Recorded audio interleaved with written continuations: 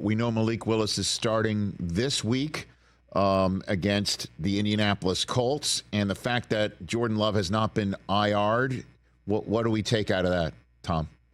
The initial timeline for Jordan Love, based on everything I've been told, was 3 to 6 weeks. And there was optimism even the day after the injury that he was going to be back sooner than later here. Now, Matt LaFleur has not, to this point, unless I missed it in the last 10 minutes on Twitter, has not actually acknowledged that Jordan Love will not play this week. All he'll say is he's engaged. He knows all the plays. He's out there at practice.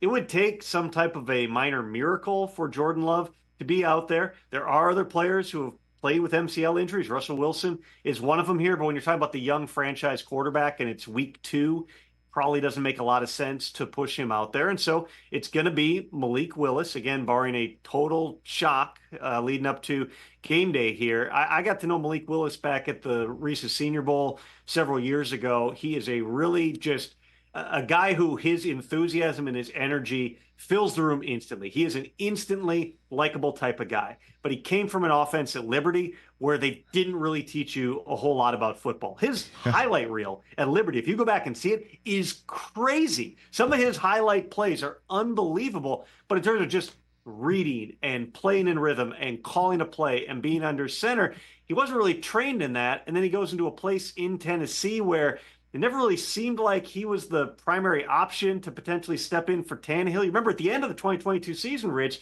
Tannehill's hurt. They signed Josh Dobbs off the Cleveland practice squad and started him like 6 days later instead of starting Malik Willis, who they just drafted in the 3rd round. Then through last year, they draft Levis. It's never really panned out so far for Malik Willis. But the Packers obviously had a high enough grade on him, and they thought the potential was there. Hey, let's develop him. They weren't anticipating Jordan Love would suffer an MCL sprain in week 1, and we'd be talking about Malik Willis playing in week 2. But what I would anticipate here, Rich, is you're going to have a drastically scaled down game plan for Malik Willis. You're going to isolate the things that he knows, isolate the thing he does well. You might have to win a little bit ugly for a week or 2 or 3 or 4. Play better defense than they did last week against the Eagles because that wasn't good enough. Run the heck out of the football, and then just get Malik Willis some easy throws to get the ball into his playmakers' hands. If they can come out of, let's call it 4 games, Rich, for Jordan Love, and quite possibly he'll be back sooner, but if it's 4 games, if they can come out of the stretch 2-2, that's a massive victory, especially when you consider that the guy that they are, again, barring a surprise, going to be rolling out there for the home opener on Sunday, wasn't even on the roster 3 weeks ago. And so Tannehill is just chilling ATC and seeing what develops. And I don't know. I know Miami Dolphin fans were banding his name about it. And I understand we still need to see what the severity of Tua is, and it does sound maudlin to even have a conversation about it. But what's your sense of what Tannehill's up to, Tom? I know there were rumors that the Packers had reached out to Ryan Tannehill. My understanding is they did not reach out to him. They were not considering bringing in a veteran. Ryan Tannehill has had opportunities through the course of the offseason here, but it's a guy who's made a lot of money in the NFL. He doesn't need to just roll out and show up for the minimum and play for 3 weeks. If he were willing to do that, maybe he is headed to Green Bay. But you're not going to pay $20 million to fill in the next 3-4 weeks for Jordan Love's absence here. You know, for Tannehill, could it be Miami? That's sort of hard to imagine just because it's a different style of offense than Mike McDaniel is running there now. There's probably other quarterbacks out there who know it better than a Ryan Tannehill would. But for Tannehill, you know, the situation that would get him off the couch, I would anticipate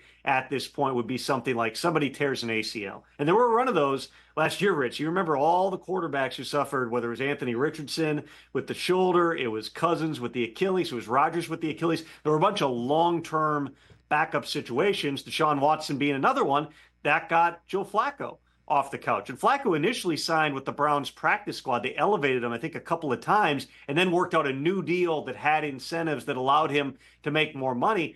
I don't know. It's possible that something like that would make sense for Ryan Tannehill here, but to this point, he's not been willing to, he's not looking for just an opportunity to get on a roster and play a couple of games on the practice squad or for the minimum here. He would want to come into a situation, if he's going to play again, where it really makes sense for him. To this point, that situation hasn't popped up yet. Catch the Rich Eisen Show every single day on the Roku channel, 12 to 3 Eastern, for free.